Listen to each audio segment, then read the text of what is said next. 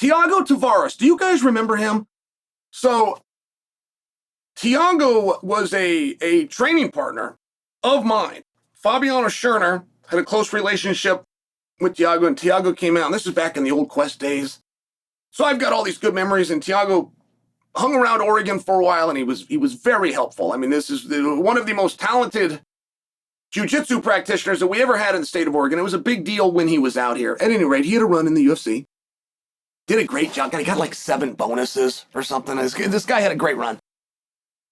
Got a ranking somewhere along the way, moved on with his life. Now, where I'm leaving off, you know, that feels like you go, I just saw this guy. But then you realize that was high school, and then you realize that high school was like a long time ago.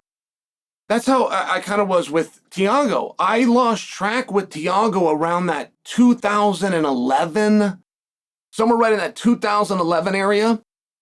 And so here we are 15 years later. What is Thiago up to? Well, I find out that he used the money from those bonuses. He used the money from his fighting career and his sponsors and put himself through medical school. He's now a doctor, not studying to be a doctor. He is a doctor in Brazil. He's got his own practice. He works largely with children, and he's even been published for some of the good works that he's done. So I end up hearing from him, and he says, hey, I'm a doctor. And it's not at all his point. Like he's trying to get somewhere else, and I can't get off that. Wait a minute, you became a doctor? This was huge news because allegedly that's what Zabit is getting ready to do. Zabit Nurmagomedov.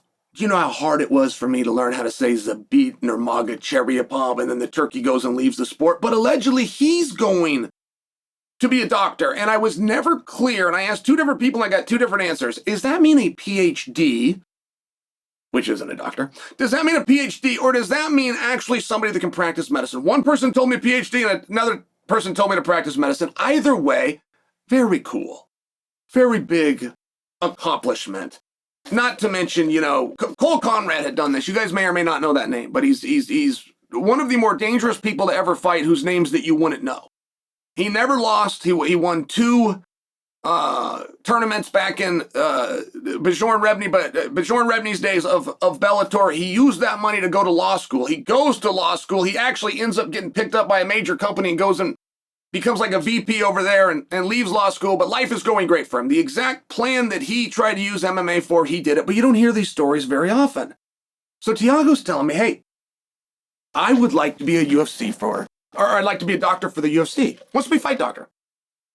Dr. Davidson has done that for 20 plus years and never misses events. He's absolutely everywhere, but I'm just sharing for you, when he does go somewhere, even though he's the head doctor for the UFC, he will oftentimes bring in a local doctor. I thought, well, let me just introduce you, right? That might be Mark Ratner's call, but maybe I can be of some assistance.